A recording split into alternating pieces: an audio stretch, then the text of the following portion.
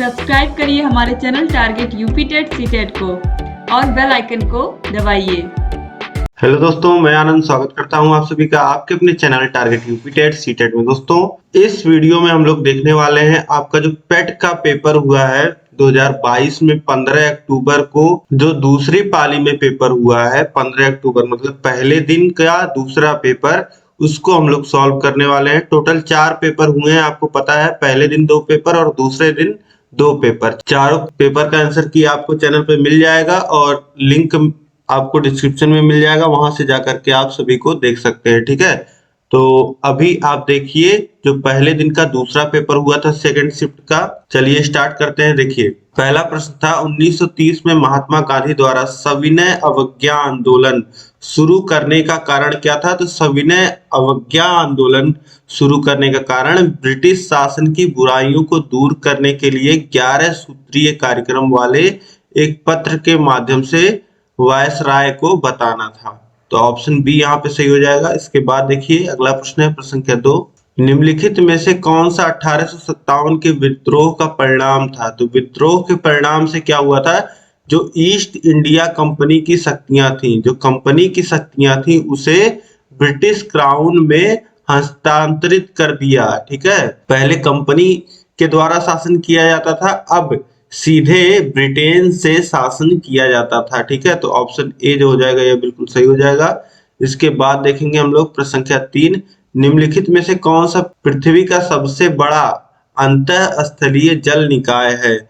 तो सबसे बड़ा अंतःस्थलीय जो जल निकाय है वह है कैंपियन सागर। ऑप्शन सी सही हो जाएगा। इसके बाद देखिए प्रश्न संख्या 4 है, निम्नलिखित में से कौन स्वतंत्र भारत का पहला भारतीय गवर्नर जनरल था। प्रथम भारतीय गवर्नर जनरल जो थे वह थे सी राजगोपालाचारी। ऑप्शन सी जो हो जाएगा ये बिल्कुल सही हो जाएगा। इसके बाद देखिए प्रश्न संख्या 5 है, निम्नलिखित में से किस अधिनियम द्वारा बर्मा को भारत से अलग किया गया था।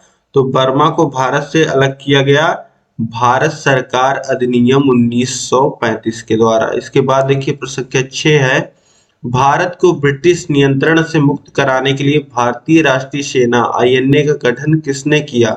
तो आईएनए का जो गठन किया वह मोहन सिंह के द्वारा किया गया। ठीक है, सुभाष चंद्र बोस का अहम रोल रहा, लेकिन गठन जो किया गया वह मोहन सिंह के द्वारा किया गया। ऑप्शन सी सही हो जाएगा। इसके बाद देखिए प्रश्न संख्या 7 है, सागौन के जंगल भारत के निम्नलिखित में से किस राज्य में पाए जाते हैं। तो सागौन के जंगल जो है वह मध्य प्रदेश में पाए जाते हैं। ऑप्शन बी सही हो जाएगा। इसके बाद देखिए प्रश्न संख्या 8 है, सामान्य वर्षा में अचानक वृद्धि हो जाती है और कई दिन तक लगातार जारी रहती है, इसे मानसून का क्या कहते हैं। इसे मानसून का प्रस्फोट कहते हैं, फटना कहते हैं। ऑप्शन सी सही हो जाएगा। इसके बाद देखिए प्रश्न संख्या 9 है, GMT क्या होता है, ग्रीन विच मीन टाइम। तो यहाँ पे ऑप्शन बी जो हो जाएगा ग्रीन विच मीन टाइम, ये बिल्कुल सही हो जाएगा। इसके बाद देखिए प्रश्न संख्या 10 है, प्रति 1000 लोगों पर जीवित जन्मों की वार्षिक संख्या को किस नाम से जाना जाता है।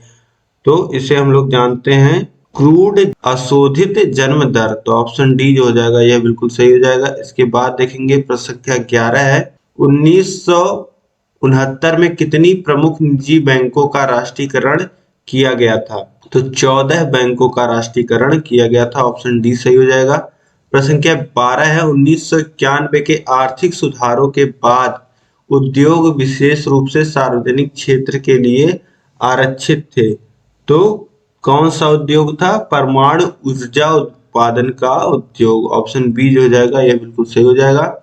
प्रश्न संख्या 13 है, डैश योजना आयोग के अंतिम उपाध्यक्ष कौन थे। तो वो थे श्री मोन्टेक सिंह अहलूवालिया। ऑप्शन ए जो हो जाएगा यह बिल्कुल सही हो जाएगा। इसके बाद देखिए प्रश्न संख्या 14 है, निम्नलिखित में से कौन सा क्षेत्र भारत का सबसे बड़ा नियोक्ता है। तो सबसे बड़ा नियोक्ता प्राथमिक क्षेत्र है। ऑप्शन ए जो हो जाएगा वह सही हो जाएगा। इसके बाद देखिए प्रश्न संख्या 15 है, निम्नलिखित में से किस राज्य को हरित क्रांति के लिए भारत में आरंभ स्थल के रूप में चुना गया। तो पंजाब को चुना गया। ऑप्शन ए जो हो जाएगा बिल्कुल सही हो जाएगा। इसके बाद देखिए प्रश्न संख्या 16 है, निम्नलिखित में से कौन सा अनुच्छेद अल्पसंख्यकों के हितों का संरक्षण के लिए है? तो अल्पसंख्यकों के संरक्षण के लिए अनुच्छेद 29 है, 29। तो ऑप्शन डी सही हो जाएगा। इसके बाद देखिए प्रश्न संख्या 70 है, 42वें संशोधन के माध्यम से संविधान में कौन सा नया डीपीएसपी राजनीति के निर्देशक सिद्धांत जोड़ा गया? तो कौन सा सिद्धांत जोड़ा गया? वह सिद्धांत था सामान्य न्याय और निःशुल्क विधिक सहायता। तो ऑप्शन बी जो हो जाएगा वह बिल्कुल सही हो जाएगा। इसके बाद देखिए प्रश्न संख्या 18 है, निम्नलिखित में से कौन से मौलिक कर्तव्य हैं? मौलिक कर्तव्य में देखिए सार्वजनिक संपत्ति की सुरक्षा करना आता है, वैज्ञानिक दृष्टिकोण और मानववाद विकसित करना और भारत की संप्रभुता, अखंडता एवं एकता की रक्षा करना। तो यहाँ पे ऑप्शन ए ये सभी सही हो जाएगा, ये सभी मौलिक कर्तव्य हैं। इसके बाद देखिए प्रश्न संख्या 19 है, सभी अम्लों में सामान्य तत्व है। तो सभी अम्लों में क्या पाया जाता है? हाइड्रोजन। ऑप्शन बी सही हो जाएगा। इसके बाद देखिए प्रश्न संख्या 20 है, नॉन स्टिक खाना पकाने के बर्तन से लेपित किया जाता है, किसके द्वारा? टेफ्लॉन के द्वारा। ऑप्शन बी सही हो जाएगा। इसके बाद देखिए प्रश्न संख्या 21 है, अनुच्छेद 245 के अनुसार संसद का कार्य है। तो संसद का कार्य होता है कानून बनाना। ऑप्शन सी जो हो जाएगा यह बिल्कुल सही हो जाएगा। इसके बाद देखिए प्रश्न संख्या 22 है, सरकारिया आयोग निम्नलिखित में से किससे संबंधित है? तो यह आयोग जो है वह संबंधित है केंद्र और राज्य संबंध में, ठीक है। तो ऑप्शन बी जो हो जाएगा वह बिल्कुल सही हो जाएगा। इसके बाद देखिए प्रश्न संख्या 23 है, प्रकाश वर्ष का एक माप है। तो प्रकाश वर्ष किसका माप है? प्रकाश वर्ष प्रकाश के गति का माप है। ऑप्शन सी सही हो जाएगा। इसके बाद देखिए प्रश्न संख्या 24 है, इसको सॉल्व करके आपको बताना था। तो यहाँ ए क्यूब प्लस बी का क्यूब का फॉर्मूला लगाएंगे, हर में जो है वह पूरा कट जाएगा और ये अंश वाले दोनों जुड़ जाएंगे, उत्तर आ जाएगा 7.9। ऑप्शन ए सही हो जाएगा। ये सभी जितने भी गणित के क्वेश्चन है और जितने भी ग्राफ टेबल के क्वेश्चन होंगे यह सभी मैं आपको अलग से सॉल्व कराऊंगा, तो उन वीडियोस को भी आप देख सकते हैं, लिंक जो है डिस्क्रिप्शन में मिल जाएगा। एक परीक्षा में 70% अभ्यर्थी भौतिकी में उत्तीर्ण हुए और 80% अभ्यर्थी तर्कणा में उत्तीर्ण हुए। यदि इन दोनों विषयों में 55% अभ्यर्थी उत्तीर्ण हुए तो दोनों विषयों में कितने प्रतिशत अभ्यर्थी अनुत्तीर्ण हुए, यह बताना था। इसको सॉल्व करोगे तो आप आएगा 5%। 95% विद्यार्थी ऐसे हैं जो किसी न किसी विषय में पास हैं और जो दोनों विषयों में अनुत्तीर्ण है वह 5% है। इसके बाद देखिए प्रश्न संख्या 26 है, निम्नलिखित में से कौन सबसे बुद्धिमान स्तनधारी है? तो वह होता है डॉल्फिन। ऑप्शन सी सही हो जाएगा। इसके बाद देखिए प्रश्न संख्या 27 है, पौधे का विकास किससे प्रभावित होता है? तो वह प्रभावित होता है प्रकाश की गुणवत्ता, मात्रा और अवधि से। तो ऑप्शन ए सही हो जाएगा। इसके बाद देखिए प्रश्न संख्या 28 है, दिए गए भिन्नों में सबसे बड़ा भिन्न कौन सा है? तो यहाँ पे सीधे सीधे आप भाग करके देख लेंगे दशमलव में निकाल के, तो सबसे बड़ा भिन्न जो मिल जाएगा वो मिल जाएगा 11/13। तो यहाँ पे ऑप्शन डी जो हो जाएगा 11/13, यह बिल्कुल सही हो जाएगा। इसके बाद देखिए प्रश्न संख्या 29 है, √9 - 4√5। तो इसका जो वैल्यू आ जाएगा, इसका वैल्यू आ जाएगा √5 - 2। ऑप्शन बी जो हो जाएगा यह बिल्कुल सही हो जाएगा, ठीक है। इसके बाद देखिए प्रश्न संख्या 30 है, 308, 125, 45, 120 और 102 का औसत है। इन सभी को आपस में जोड़ लेना है और 3, 2, 5 से भाग दे देना है, आपको कितना मिल जाएगा? 140। ए जो हो जाएगा वह सही हो जाएगा। इसके बाद देखिए प्रश्न संख्या 31 है, सथावर का विलोम शब्द है। तो सथावर का होता है जमगम। ऑप्शन ए जो हो जाएगा यह सही हो जाएगा। इसके बाद देखिए प्रश्न संख्या 32 है, बिल्ली को पहले ही दिन मारना चाहिए का अर्थ है। तो बिल्ली को पहले दिन मारने का अर्थ होता है भय का शमन शुरू में ही कर देना चाहिए। ऑप्शन बी सही हो जाएगा। इसके बाद देखिए प्रश्न संख्या 33 है, स्वाल्प का संधि विच्छेद क्या होगा? तो स्वा धन अल्प, ये हो जाएगा स्वाल्प का संधि विच्छेद। ऑप्शन बी सही हो जाएगा। इसके बाद देखिए 34 है इति इति का सही अर्थ भेद है, तो इसका सही अर्थ भेद होगा समाप्ति और विघ्न, तो ऑप्शन बी सही हो जाएगा। ठीक, इसके बाद देखिए प्रश्न संख्या 35 है ईश्वर में विश्वास रखने वाला, इस शब्द समूह के लिए एक शब्द बताइए। तो ईश्वर में जो विश्वास रखता है उसको हम लोग कहते हैं आस्तिक। ठीक है, तो ऑप्शन ए सही हो जाएगा। इसके बाद देखिए यहाँ पे पैराग्राफ दिया गया है, पैसेज दिया गया है, इसको पढ़ना है 36-37 का, आपको उत्तर बताना है। देखिए संख्या 36 है according to the passage what do school children give to their teachers, तो स्कूल के बच्चे क्या गिफ्ट देते हैं इस पैसेज के अकॉर्डिंग। तो स्कूल के बच्चे टीचर को गिफ्ट करते हैं थैंक यू कार्ड, तो ऑप्शन सी यहाँ पे सही हो जाएगा। प्रश्न संख्या 37 है according to the passage Valentine day official holiday, क्या हॉलीडे होता है वैलेंटाइन डे को, तो नहीं होता है, ऑप्शन सी सही हो जाएगा। इसके बाद देखिए प्रश्न संख्या 38 है choose the correct synonym of the tame, तो इसका सिनोनिम हो जाएगा डुसाइल, ऑप्शन बी सही हो जाएगा। इसके बाद देखिए 39 है choose the correct antonym of rapid, तो रैपिड का ट्रेडी हो जाएगा, ऑप्शन बी जो हो जाएगा सही हो जाएगा। इसके बाद देखिए प्रश्न संख्या 40 है give one word substitution for one who is indifferent to pleasure और पेन, तो वो हो जाएगा स्टोइक, ऑप्शन बी सही हो जाएगा।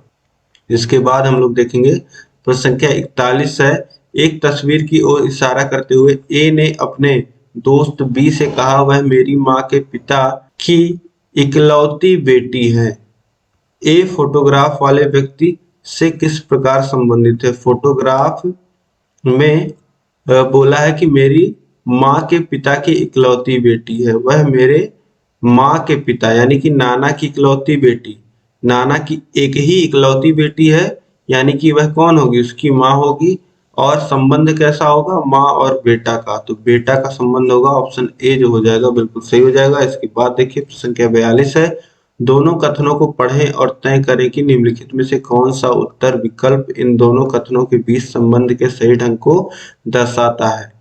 तो पहला कथन है यहाँ पे लैपटॉप निर्माण कंपनी ने हाल ही में लैपटॉपों की कीमत में वृद्धि की है, सरकार ने हाल ही में लैपटॉपों पे शुल्क बढ़ाया, तो सरकार ने जब शुल्क सरकार बढ़ाएगी तो कंपनियों को भी दामों में वृद्धि करना पड़ेगा। ठीक है, तो दूसरा जो कथन है वह कारण है और पहला जो कथन है वह उसका प्रभाव है।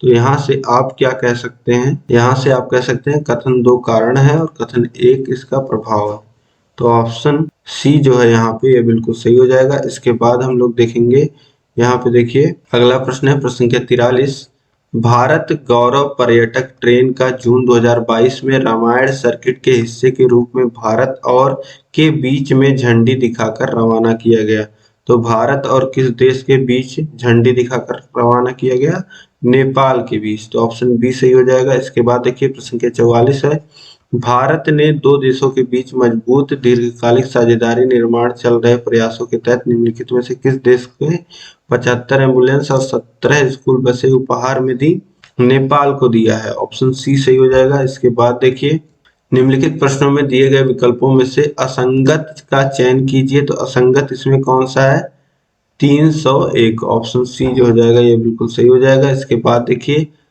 46 है 1 जनवरी 2006 को रविवार था, तो 1 जनवरी 2010 को सप्ताह का कौन सा दिन था, तो वह रहा होगा शुक्रवार, ऑप्शन डी सही हो जाएगा। इसके बाद देखिए यदि किसी निश्चित भाषा में एक्टिव को इस तरह के रूप में कोडित किया जाता है तो उसी कोड को इफेक्ट को कैसे कोडित किया जाएगा, तो इफेक्ट को यहाँ पे लिखा जाएगा TGGFDE, ऑप्शन बी जो हो जाएगा यह सही हो जाएगा। इसके बाद देखिए प्रश्न संख्या 48 है निम्नलिखित में से किस राज्य सरकार ने 5000 रुपए की काशी यात्रा सब्सिडी योजना शुरू की है, तो कर्नाटक ने 5000 काशी यात्रा के लिए दिया है, तो ऑप्शन बी सही हो जाएगा। इसके बाद देखिए 49 है जून 2022 में भारत में निम्नलिखित में से किस देश के साथ कॉमनवेल्थ डिप्लोमेटिक एकेडमी प्रोग्राम की घोषणा की गई, तो किस देश के साथ यूके के साथ, ऑप्शन बी सही हो जाएगा। इसके बाद देखिए डैश कंपनी ने IAF के हेलीकॉप्टरों के लिए एडीएस की आपूर्ति हेतु एक बेलारूसी कंपनी और उसकी सहायता कंपनी के साथ एक समझौता ज्ञापन पे हस्ताक्षर किए हैं। किसने किया है? भारत इलेक्ट्रॉनिक्स लिमिटेड ने। तो ऑप्शन सी जो हो जाएगा ये बिल्कुल सही हो जाएगा। इसके बाद देखिए प्रश्न संख्या 51 है, निम्नलिखित में से किस भारतीय राज्य ने नारी को नमन नाम से एक नई योजना शुरू की है? तो नारी को नमन नाम से हिमाचल प्रदेश में योजना शुरू की गई है। ऑप्शन बी सही हो जाएगा। इसके बाद देखिए प्रश्न संख्या 52 है, प्रधानमंत्री नरेंद्र मोदी ने निम्नलिखित में से किस जिले में डॉक्टर संपूर्णानंद स्पोर्ट्स स्टेडियम में कार्यक्रम में 1800 करोड़ रुपए की योजनाओं का उद्घाटन और शिलान्यास किया है? तो यह वाराणसी में किया है प्रधानमंत्री जी के द्वारा। ऑप्शन ए जो हो जाएगा सही हो जाएगा। इसके बाद देखिए प्रश्न संख्या 53 है, किस संस्थान में इंडियाज बूमिंग गिग एवं प्लेटफॉर्म इकोनॉमी शीर्षक से एक रिपोर्ट जारी की गई है? तो यह रिपोर्ट जारी की गई है नीति आयोग द्वारा। तो ऑप्शन सी सही हो जाएगा। इसके बाद देखिए प्रश्न संख्या 54 है, निम्नलिखित में से कौन सी राज्य सरकार सिंगल एंट्री मल्टीपल एग्जिट के विचार पर एक एजुकेशन टाउनशिप बनाने की योजना बना रही है? तो यह उत्तर प्रदेश सरकार के द्वारा। तो ऑप्शन सी जो हो जाएगा यह बिल्कुल सही हो जाएगा। इसके बाद देखिए 55 है, निम्नलिखित में से कौन सा भारत का सबसे छोटा केंद्र शासित प्रदेश है? तो सबसे छोटा केंद्र शासित प्रदेश जो है वह है लक्षद्वीप। तो ऑप्शन डी जो हो जाएगा ये सही हो जाएगा।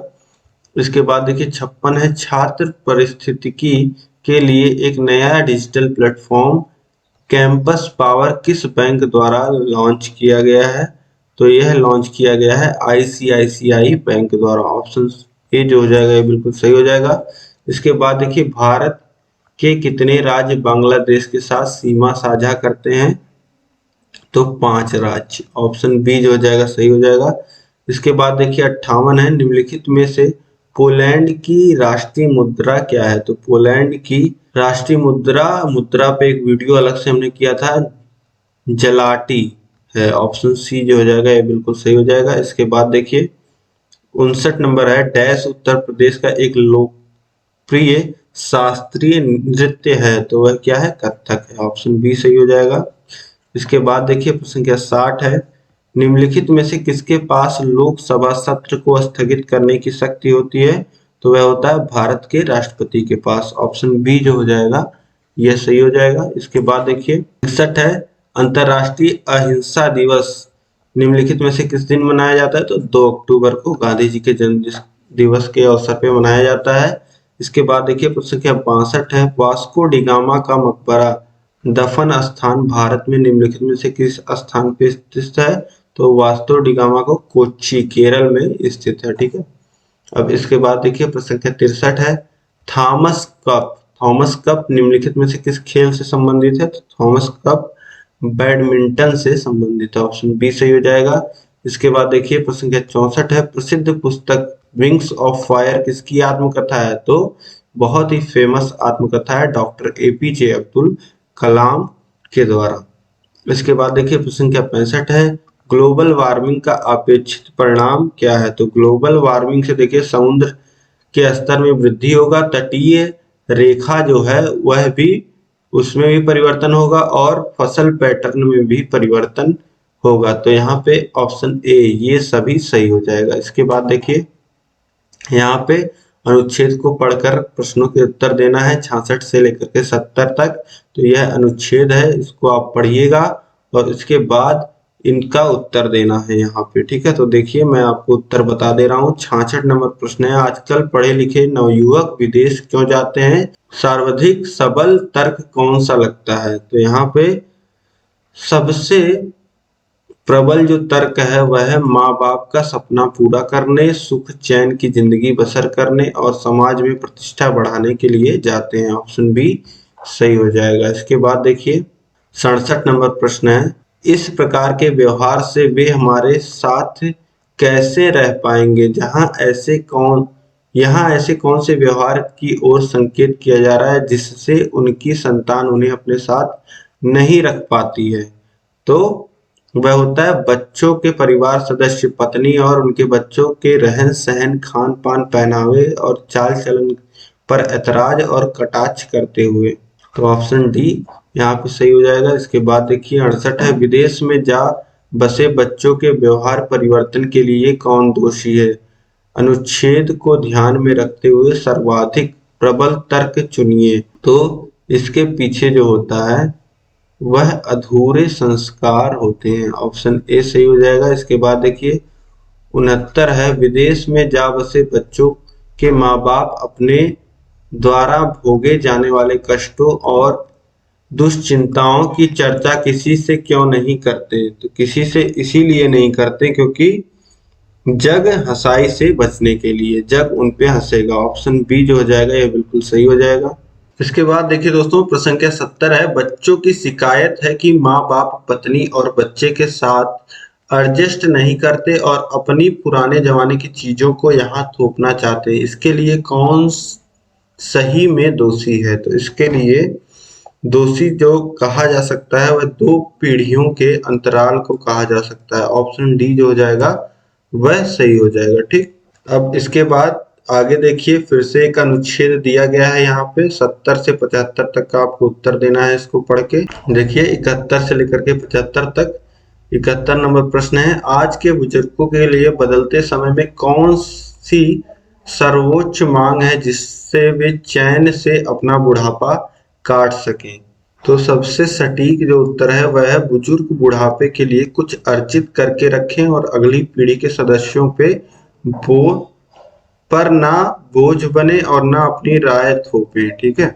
इसके बाद देखिए 72 नंबर प्रश्न है, कौन से माँ बाप अपने ही घर में दीनहीन होकर बच्चों का मुंह नहीं ताकते हैं? तो ऐसे माँ बाप जो माता पिता बदलते समय के साथ अपने आप को बदल लेते हैं और बहू बेटों और उनके परिवार के को उचित सम्मान देते हैं। तो ऑप्शन डी यहाँ पे सही हो जाएगा। इसके बाद देखिए 53 नंबर है, माता पिता द्वारा प्यार दुलार एवं समस्त संसाधन दिए जाने के बावजूद आजकल की युवा पीढ़ी से वह आत्मीयता गायब है जो पुरानी पीढ़ियों तक विद्यमान थी। इसका सबसे उचित कारण क्या हो सकता है? तो इसका सबसे उचित कारण अगर देखा जाए तो पीढ़ियों के अंतरण के कारण जीवन मूल्यों में बदलाव से युवा पीढ़ी अदूरदर्शी और असहनशील होती जा रही है और उसके ग्रहणशीलता कम होती जा रही। तो ऑप्शन ए यहाँ पे सही हो जाएगा। इसके आगे देखिए प्रश्न संख्या 74 है, संतान के साथ रहने की इच्छा होते हुए भी कई माँ बाप के अकेले रहने का कारण कौन सा है? सबसे प्रबल तर्क कौन सा है? तो माँ बाप अकेले रह जाते हैं जबकि उनकी इच्छा करती है बच्चों के साथ रहने का। इसका कारण है माँ बाप का संतान और उसके परिवार के प्रति रूखा व्यवहार। अगर माँ बाप ही रूखा व्यवहार करने लगेंगे अपने बच्चों के प्रति, वह जाहिर सी बात अकेले रह जाएंगे। वाणी का असंयम और बहू बेटों की जिंदगी में ज्यादा दखलंदाजी। तो ऑप्शन बी यहाँ पे सही हो जाएगा। इसके बाद देखिए प्रश्न संख्या 75 है, कौन से बच्चे अपने माता पिता को वृद्धा आश्रम में भेज देने की बात करते हैं? तो वे बच्चे जो बच्चे संस्कारहीन अविवेकी होते हैं और जो अपने भविष्य को नहीं देख पाते हैं, ऐसे बच्चे ही अपने माँ बाप को वृद्धा आश्रम में भेजने की बात करते हैं। ठीक है। अब देखिए 75 प्रश्न हमने देख लिए। 76 से लेकर के 80 तक यहाँ पे देखिए एक 5 जिलों का आपको देखिए इसको पढ़ लीजिए। वर्ष 2011 से 15 के दौरान 5 जिलों में प्रतियोगी परीक्षा में उपस्थित उत्तीर्ण और चयनित उम्मीदवारों के संख्या के आंकड़े तालिका में उल्लिखित हैं। निम्नलिखित तालिका का अध्ययन करें और उस पर आधारित प्रश्नों के उत्तर देने हैं आपको। ठीक है। तो 5 जिलों में अलग अलग वर्षों में परीक्षा में उपस्थित उत्तीर्ण और चयनित विद्यार्थियों की यहाँ पे संख्या दी गई है 5 अलग अलग जिलों पे और इन्हीं से संबंधित प्रश्न यहाँ पे पूछा गया है, आपको उत्तर देना। देखिए 76 नंबर प्रश्न है, किस जिले के लिए विगत वर्ष में चयनित उम्मीदवारों की औसत संख्या न्यूनतम है? तो औसत संख्या न्यूनतम है जिला ए की। तो जिला ए सही हो जाएगा, ऑप्शन बी। इसके बाद देखिए 77 नंबर प्रश्न है, जिला सी से चयनित उम्मीदवारों का प्रतिशत जिला सी से उत्तीर्ण उम्मीदवारों की तुलना में किस वर्ष सबसे अधिक है? तो सबसे अधिक किस वर्ष में है? 2012 में है। ऑप्शन सी सही हो जाएगा। इसके बाद देखिए प्रश्न संख्या 78 है, जिला डी के उत्तीर्ण उम्मीदवारों का प्रतिशत जिला डी से उपस्थित होने वालों की तुलना में किस वर्ष सबसे कम है? तो सबसे कम रहा वर्ष 2014 में। ऑप्शन डी सही हो जाएगा। इसके बाद देखिए 89 है, वर्ष 2011 में किस जिले में उपस्थित उम्मीदवारों की तुलना में चयनित उम्मीदवारों का प्रतिशत सबसे अधिक था? तो सबसे अधिक प्रतिशत था जिला ए का। ऑप्शन बी सही हो जाएगा। इसके बाद देखिए प्रश्न संख्या 80 है, समीक्षाधीन अवधि के दौरान जिला ई में चयनित उम्मीदवारों की संख्या इस अवधि के दौरान जिला ए से चयनित उम्मीदवारों की संख्या का लगभग कितना प्रतिशत है? तो लगभग कितना प्रतिशत है? तो है 88.54%। इसके बाद देखिए अगला टेबल यहाँ पे दिया गया है, अगली तालिका दिया गया है 81 लेकर के 85 तक के प्रश्नों को आपको उत्तर देना है। यहाँ पे देखिए 5 महीनों के दौरान 5 कंपनियों द्वारा बेचे गए उत्पादों की संख्या यहाँ पे दी गई है। 5 कंपनियां AQRST हैं और अलग अलग महीने में उनके द्वारा बेचे गए प्रोडक्ट्स की संख्या यहाँ पे लिस्ट की गई है। अब देखिए 81 नंबर प्रश्न है, मार्च में कंपनी PR द्वारा बेचे गए उत्पादों की कुल संख्या का अप्रैल में उन्हीं कंपनी द्वारा बेचे गए उत्पादों की कुल संख्या से अनुपात कितना है? तो अनुपात यह आप निकालोगे तो यह आएगा 59:80। ऑप्शन ए सही हो जाएगा। यह जितने भी टेबल ग्राफ के क्वेश्चन है यह मैं आपको सॉल्व कराऊंगा, इसका लिंक आपको नीचे डिस्क्रिप्शन बॉक्स में मिल जाएगा। कैसे कैसे सभी प्रश्नों को मैं समझा कर आपको सॉल्व कराने वाला हूं। अगर आपको नहीं समझ में आता है अभी आप उत्तर मिला लीजिए। देखिए 82 नंबर प्रश्न है, कंपनी एस द्वारा बेचे गए उत्पादों की संख्या में जनवरी से अप्रैल तक लगभग कितने प्रतिशत की वृद्धि हुई है? तो लगभग 64.71% की वृद्धि हुई है। इसके बाद देखिए 83 नंबर प्रश्न है, कंपनी टी द्वारा मार्च अप्रैल में मई में बेचे उत्पादों की कुल संख्या में 32% माइल्ड स्टील से बने थे। मार्च अप्रैल में स्टोर टी द्वारा बेचे गए माइल्ड स्टोन उत्पादों की कुल संख्या कितनी थी? यह आपको निकालना है। तो यह हो जाएगा 144। ऑप्शन बी सही हो जाएगा। देखिए 84 नंबर है, फरवरी में कंपनी PST द्वारा बेचे गए उत्पादों की औसत संख्या कितनी है अनुमानित? तो वह है 118। ऑप्शन डी सही हो जाएगा। इसके बाद देखिए प्रश्न संख्या 85 है, कंपनी Q द्वारा जनवरी और मई में मिलाकर बेचे गए उत्पादों की कुल संख्या और समान महीने में कंपनी R द्वारा बेचे गए उत्पादों की कुल संख्या के बीच अंतर कितना है? तो अंतर आप निकालोगे तो आपको मिल जाएगा 85 का अंतर 85 का। इस तरीके से ऑप्शन सी सही हो जाएगा यहाँ पे। अब आगे देखिए 86 से लेकर के 90 तक यहाँ पे आपको पाई ग्राफ दिया हुआ है, ठीक है।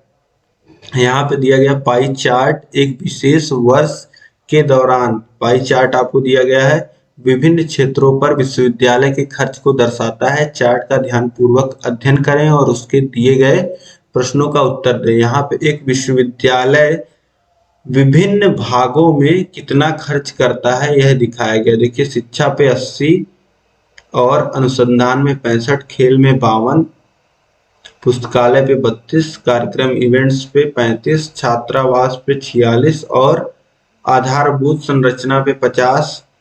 ये सारी चीजें हैं। अब यहाँ पे आपको उत्तर देना। देखिए 86 है, कार्यक्रमों की तुलना में अनुसंधान पर लगभग कितना प्रतिशत अधिक खर्च किया गया है? तो कार्यक्रमों की तुलना की जाए अगर अनुसंधान से तो कितना प्रतिशत अधिक खर्च किया गया है, यह निकालोगे आप तो आ जाएगा 86%। ऑप्शन सी सही हो जाएगा। इसके बाद देखिए प्रश्न संख्या 87 है, छात्रावास पे कुल खर्च का लगभग कितना प्रतिशत खर्च किया गया? तो छात्रावास पे खर्च होने वाला अमाउंट कितना आ जाएगा? 12.78%।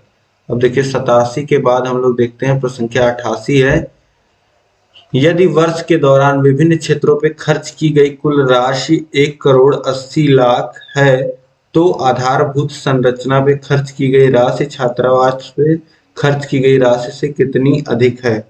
तो यह आप सॉल्व करके निकालोगे तो यह आएगा 2 लाख। ऑप्शन बी जो हो जाएगा यहाँ पे बिल्कुल सही हो जाएगा। इसके बाद देखिए 89 है, खेलों पर शिक्षा की तुलना में कितने प्रतिशत कम खर्च किया गया है? तो खेलों पे अगर हम लोग देखा जाए तो शिक्षा की तुलना में 35% कम खर्च किया गया है। ऑप्शन सी सही हो जाएगा। अब देखिए 90 है, यदि वर्ष के दौरान खेलों में खर्च की गई कुल राशि 1.8 करोड़ थी तो शिक्षा और अनुसंधान पे कुल खर्च की गई राशि कितनी होगी? तो वह होगी 72,50,000। ऑप्शन ए जो हो जाएगा ये बिल्कुल सही हो जाएगा। इसके बाद देखिए आगे आपको ग्राफ दिया गया है, 91 से 95 के प्रश्नों को यहाँ पे उत्तर करना है। आपको निम्नलिखित लाइन ग्राफ रेखा आरेख 2001 से लेकर 2008 तक की अवधि के दौरान दो कंपनियों ए बी द्वारा अर्जित प्रतिशत लाभ प्रदान करता है। ग्राफ को ठीक ठीक पढ़ें और प्रश्नों के उत्तर दें।